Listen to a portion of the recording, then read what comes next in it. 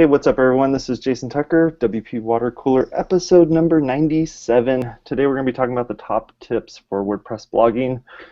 We brought an expert. His name is Steve.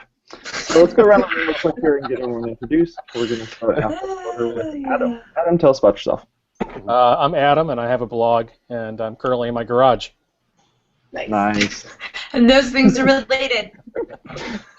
How's the weather in the garage? It's actually so balmy. Yeah. Balmy, all right. Yeah. How about you, Chris? Adam, tell them how many years you've been blogging. I just had my 10th anniversary, believe it or not. So. Wow. Nice. Dang. Yeah. That's right. Like we said, we brought the pros between Adam and Steve Zehngut. And he's still using Google Type. Stop it. This is going to be an awesome show. My name is Chris Lema, and I blog over at chrislema.com, and I run the North County San Diego WordPress Meetup, which is meeting tomorrow night, where Steve is going to be talking. Very cool. What about you, Greg? I'm Greg Taylor, and I run Marketing Press here in Tempe, Arizona. And you can get us at marketingpress.com. And I've been blogging for about 5 or 6 years. Very nice. What about you, Say? My name is Say Reed, and I blog sometimes, but, you know, not occasionally. At Say Reed Media on all the things and WordPress stuff, I do that also. Very cool. Thanks. What about you, Steve? Good. Sorry for my delay today. I'm Steve Zehngut. I'm the founder of Zeek Interactive, and I run the OC WordPress Meetup, and we'll be meeting tonight in my office in Huntington Beach at 7 o'clock. With no Wi-Fi. hopefully, I didn't think about that. Hopefully we'll have Wi-Fi by then. Oh, no. And you blog a lot. Verizon on the phone. He does blog a lot. He's blogerific. How about you, Suzette? I love that. Hello, everybody. Oh, thank you. Hello, everybody. I'm Suzette Franck from Media Temple. I'm the WordPress evangelist, and I just got back from WordCamp Milwaukee, and that's why I have the hat on. And next week is New York WordCamp, so I'm excited for that. Very cool. My name is Jason Tucker. You can find me at Jason Tucker on Twitter, and I blog all about audio and video at WPmedia.pro. So, man, it's been a good week, hasn't it? So let's talk a little bit about blogging and getting started, maybe, and maybe some of the top tips of blogging. We got a few great bloggers in the room here. So who wants to take the first stab at it? Let's just ask Steve what's going on. Yeah, I really want to hear from Steve. He started blogging like mad. Is this why I came on? Did I come on for comic relief today? Yes. I used to blog annually, and I'm now starting to blog more. How's that? Monthly. It's like your monthly. Wait, hold on. People, if you've paid attention, last year, Steve rolled into 2013 with a good 2 blog posts, and in the last 3 weeks, he's done 2 or 3 blog posts. So 1 a week. Yeah, 1 per week.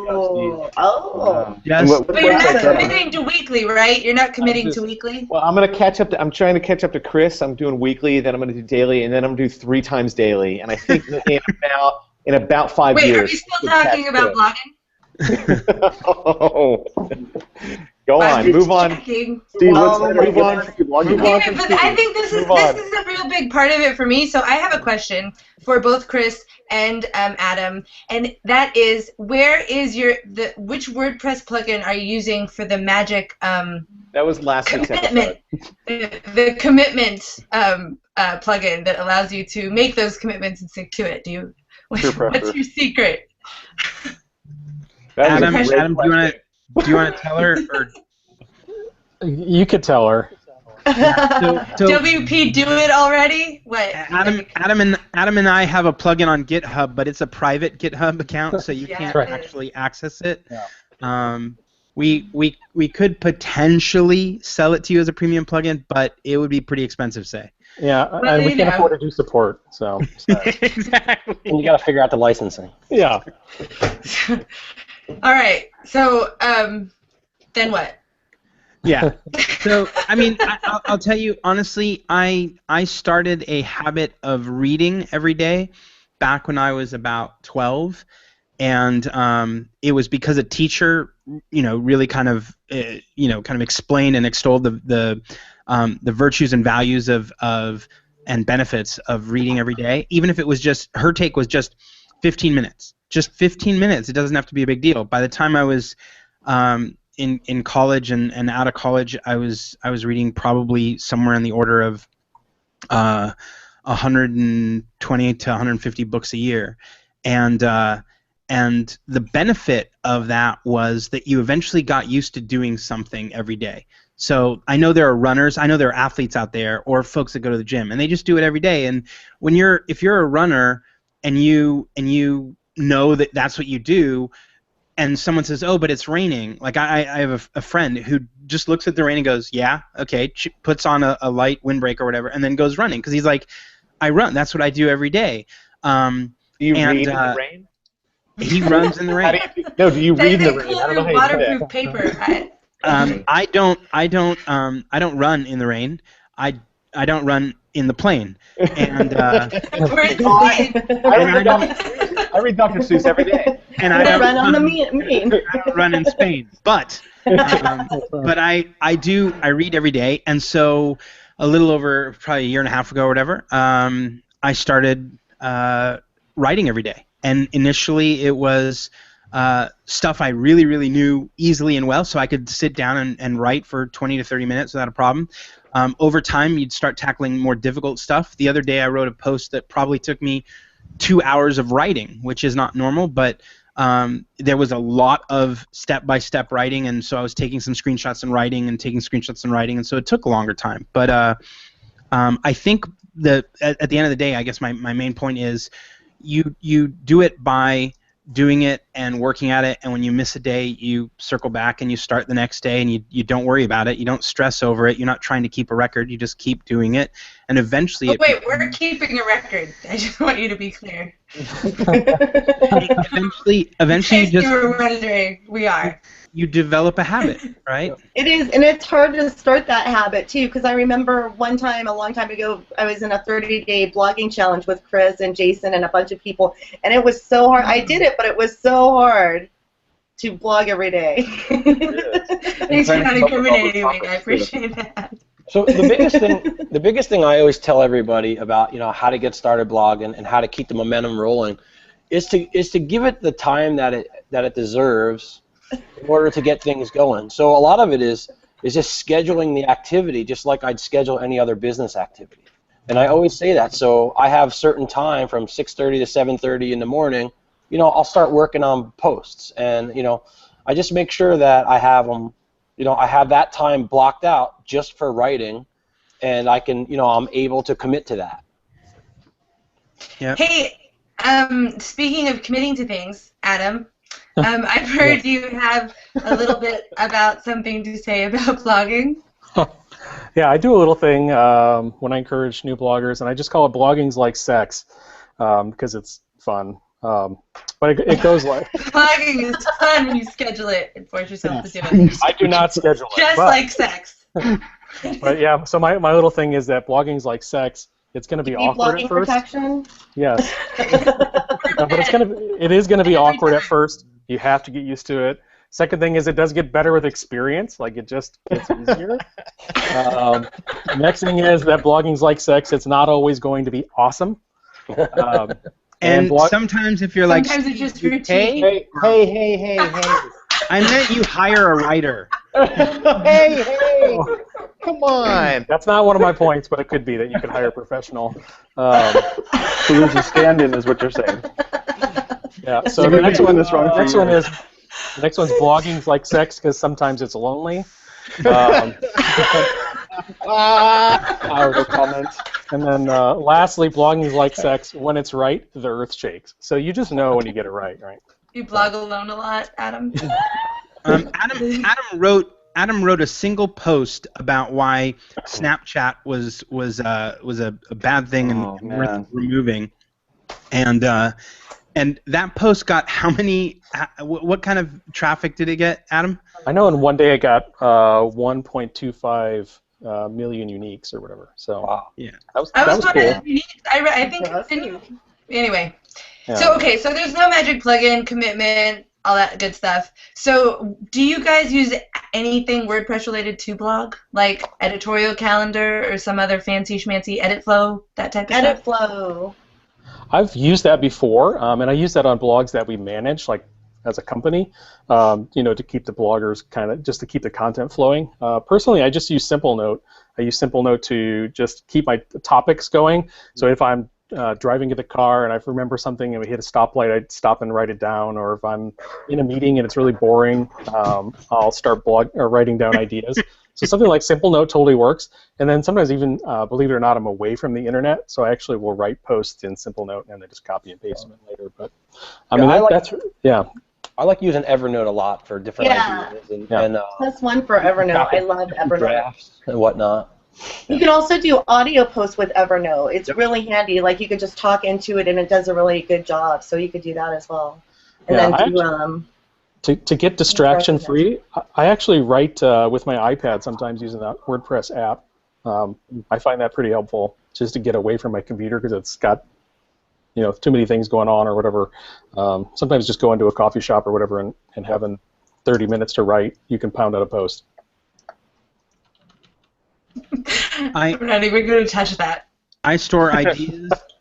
I store ideas in Evernote, and then if there are articles that I read that I think, I want to either do a different take on this article, but I don't want to do it right away. So if Greg publishes a post today, I don't want to hijack any of the traffic he's going to get today by writing a reply today, because all of a sudden it's going to be more about the reply or something like that. So I'll let it sit for a week or two and then say, okay, I'd like to circle back and bring now additive attention, right? So when I write a post, not only will I get some traffic, but I'll be able to say, here's a reference back to Greg's post, and then send him even more traffic, which gives him a little benefit and keeps us friends, but at the same time, I store that article in Evernote so I don't forget, right? Yep. So you end up having all these different articles and comments, or, so I have little categories like I agree or I disagree, or, here's an example, go further, and I'll tag them so that later if I'm literally stuck going, I don't know what to write about today, I just open up Evernote and go, oh, here's something I want to do, and I can look by, oh, this was last month, and then write on it. That's like blogging and networking, like all just rolled up into one little package right there.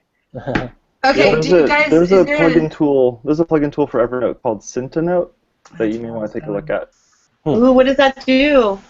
It lets you kind of keep notes as the things that you want to talk about in a blog post, and then convert it into a blog post. Oh. That's cool. That was going to be my next question. There's got to be a What's the name of that? Say again? What was the name of that plugin? Syntonote. It's called Syntonote. Syntonote. And then I and then note. Oh, okay, cool. So I've been, I think that looks really cool. I haven't used it, obviously, because you just told us about it. But it looks really cool. I like typing my posts, but every now and then, if I am, in the passenger in the car, not driving per se, but a passenger in the car, I also have an app called Rev, R-E-V, which lets me speak into my phone and it records it, but it also allows me to click a button and send it off to a service that will transcribe it into text and send it back to me. That's cool. And when I was writing one of my ebooks, it was really helpful because I was traveling, and so I was in hotels every night, and so the cab ride from the office to the hotel was long enough that I could record roughly speaking, a 10-minute chapter talking, and then hit the button, and by the time I got to the hotel, and had dinner and kind of got in the room, I had the transcript already there, right? And I was like, oh, this is perfect. So, and I publish those often as blog posts first, and then depending on how well they do, I assemble them together and put them in the book. So, cool. That's very cool. Cool. Do any of you guys have you, or do you don't, because you're saying that you don't, but do you guys use editorial calendar? I've been looking at that one for some of my clients, maybe me, I don't know. I don't use the plugin per se, but I do use an editorial calendar, and a lot of times it's just scheduled events like in Basecamp, or even just a handwritten calendar on a whiteboard in my office. Editorial calendar is cool because it's basically, a calendar grid in your dashboard in the thing, and then you can basically assign posts, right, to different dates, so you can see what you're kind of, it's the exact same thing, taking the whiteboard, but putting it in your dashboard and connecting it to real posts. So I haven't used it, so I can't has vouch that. for it, but Yeah, at my work. Feature. Yeah, at my work we're using Asana to kind of do that. Just one place where everybody's all tied in. They can see what's happening, how we can schedule out social media posts that kind of coincide with it, and get all those pieces together. Are there any interconnectivity between Asana? Any plugins? And maybe Rev? Nothing that we've looked into using. It's mainly just trying to get the right topic to write about and then getting that put out there. So plugin opportunity. Opportunity for that. Asana posts to WordPress. Go. That would be awesome. Yeah, that'd be pretty cool. I think one of the things when you talk about managing a multi-author blog, we do quite a bit of that. We use Basecamp, and we just use Google Drive stuff quite a bit. Yeah, I mean, one of the things that we have to overcome a lot of times is that people who are good bloggers might not necessarily be WordPress users, or they might not be really savvy. So giving them a login account, we've found, has actually led to them not posting quite as much as if we just use Basecamp to set up a reminder or email them personally and say, hey, you told us you'd write a post, it's due in 3 days or whatever. We find that really effective in managing multi-author blogs as opposed to making them log into WordPress, because, like I said, most of them just won't. Well, and you could even use the email to WordPress, feature, so you could actually email the post into it, have it sit there as a draft, have an editor go in there, make the editorial changes they need to, and then publish it. But unless editorial or EditFlow or one of those plugins kind of handles that, wouldn't that just then go directly to all the posts, so there wouldn't be you just have random posts in there? Well, you would have the post, but you'd have it just sitting in there, and it's kind of Yeah, it's in draft. You just have to expect it though, because it wouldn't necessarily be attributed to an author or any of that stuff. Well, EditFlow does allow you to have an author, and it will notify other people too once it changes status. Yeah. So you could have it as a pending. You can create different statuses with EditFlow, like pending or needs review, and then have it notify certain people when it changes status. So that's pretty handy. Yeah, totally.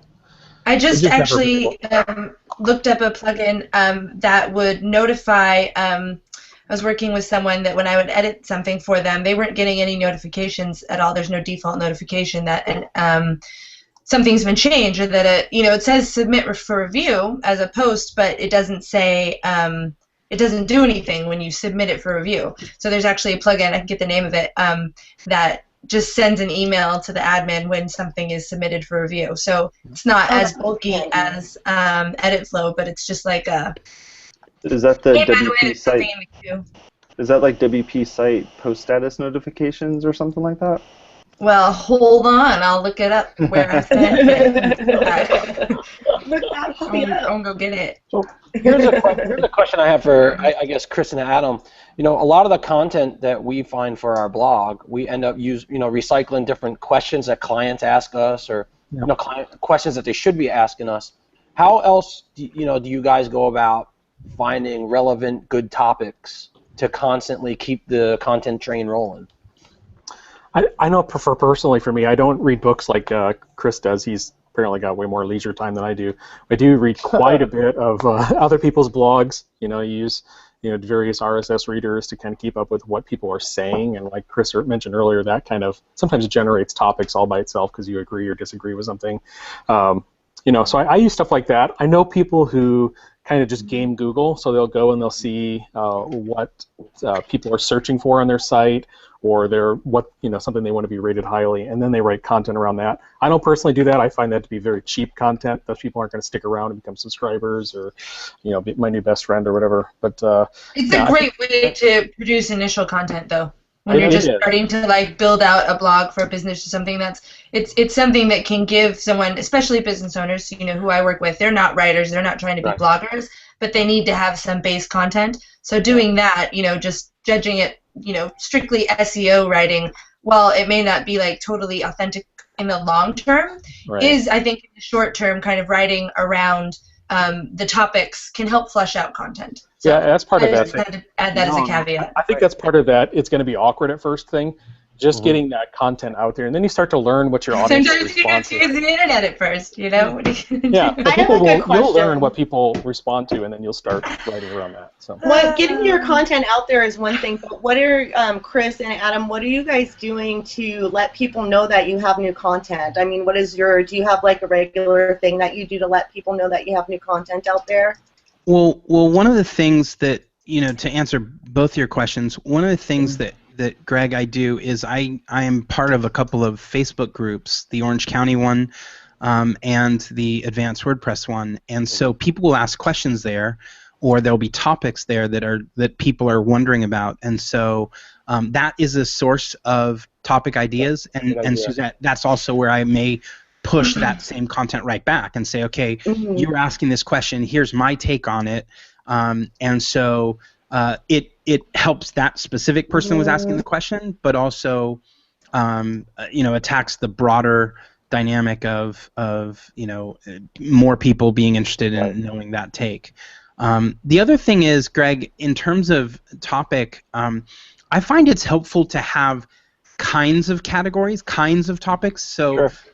News stories are different than personal reflections, are different than tutorials, which are different than product recommendations, which are different than spotlight posts, which are different than interviews, which are different than kind of motivational posts, right? So I have kind of seven categories, and each of those have a slightly different frame or structure, which lets me write in that structure relatively quickly, because I tell the story, or I write the post in much the same way when it's in that category.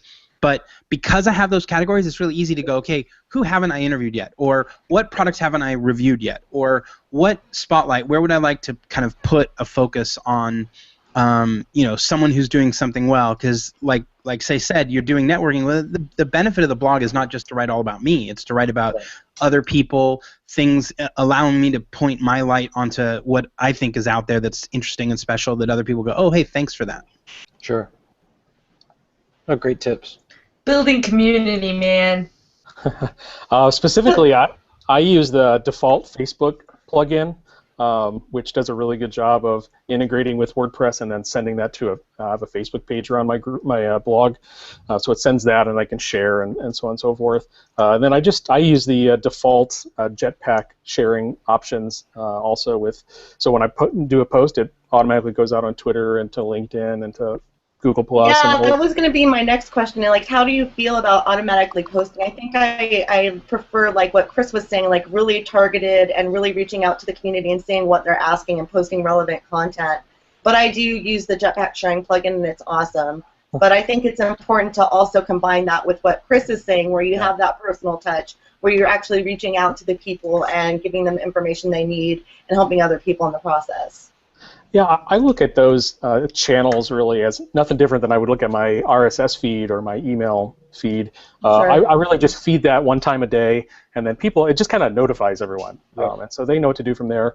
I mean, the interesting thing is, as a blogger, it's really frustrating because sometimes I'll, like Chris mentioned, spend a long time on a post, and nothing happens to it. So maybe you'll get a little bit of traction, and that's super frustrating. I remember actually that Snapchat post I wrote the day that it came out. It got a couple thousand views, but I was a little bit disappointed because I put in 3 or 4 hours of work, and it just took a long time to percolate until the time was right. And then somebody who had seen it before shared it, and it went crazy. So that's another good point. Though, right? Didn't you? Didn't you get syndicated kind of deal? Actually, with that one, I wrote it in August, and it did well at first. Like, it did like 100,000 unique views. So that was really well, but then it was 4 months later, actually. I was on vacation. I didn't even know. So what are you using to track, like, your blog? But the Huffington Post picked it up. Sorry, I really want to hear the end of the story. What happened to this post? There's more. 100,000 views is not the end. No, but I didn't push it, though. Somebody else pushed it for me after that. So. But where did they push it to? You got listed on Huffington? It ended up on Huffington, but that was such a small blip. All that traffic, like 90-something% of it came from Facebook. So really? Yeah. Wow, that's like a social sharing success story. Absolutely. That's because Facebook is now like pretty much like a RSS feed aggregator in a way. Yeah, A really, really bad one. a really bad It one. doesn't let you configure it yourself It at only all. has 12-hour delays. It's no big deal. No. And Which you're testing currently. I like that. Like what you guys were just talking about, I think that, the other part of blogging is to figure out what's your broadcast strategy. How are you going to get this out to people in the best way for them to receive it? Is it from That's Twitter? Is it in a newsletter? Or is it, like Chris said, through Facebook groups? There's a... Blog subscriptions are awesome too. Yeah. Jetpack. Yes, all those things. Okay, so if you're blogging and you're promoting, then you're gonna have to. You're obviously trying to like build the conversation, right, and do like the online relationship building thing. So you have to then start paying attention to the comments that are happening on your blog.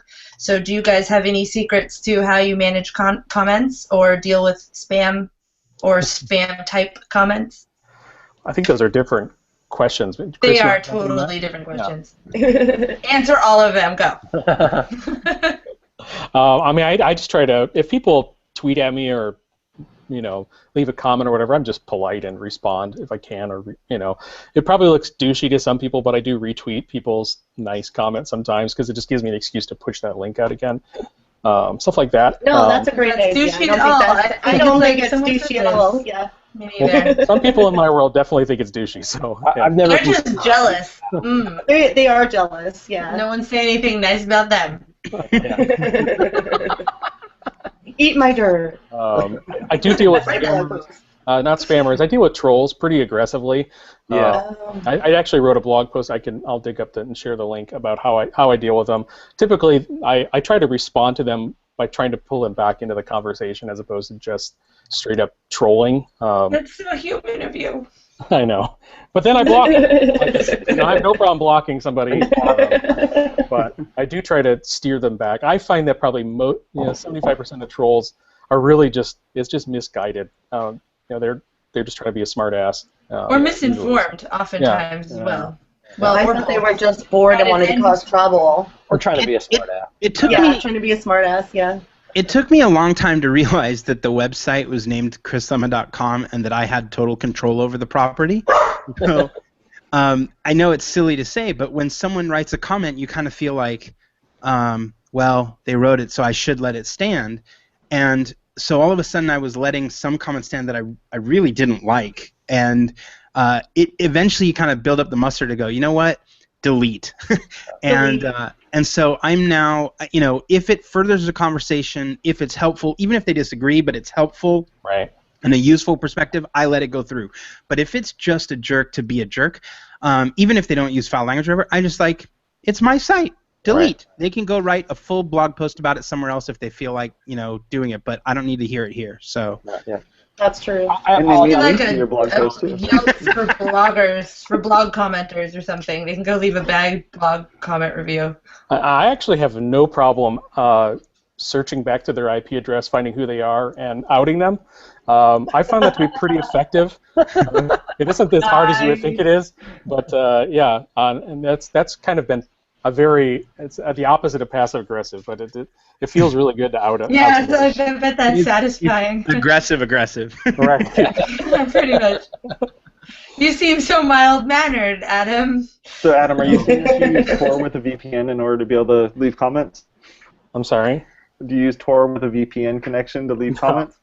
No, but some people do to leave comments on my blog for sure. Now they will, especially since you said that. You are being watched. Yeah, wait, let me Even write this still, down. you could track them down. It's not that hard. Trolls are stupid, so they'll use the same handle often. Definitely. Yeah. Troll the trolls. He's the You trolls. troll them. Absolutely. That's right. Well, We could that's do a whole about it. episode on that. WP Troller. That's a new plugin coming soon. Exactly. Well, I think that's You about it for first. today. I want to say thank you all for being on the show here. Steve had to leave. He was having some issues with his internet access. He left him for dead. Make sure you go and look at the show notes. Click on all the links for all the different blogs and sites and stuff that everyone from the panel here has been putting some hard work into. Also, make sure you go over to our YouTube channel, click the like button, hit subscribe, and if you just want to listen to us, we're on iTunes and SoundCloud. So talk to you next time. See ya. See you guys. Bye. Peace.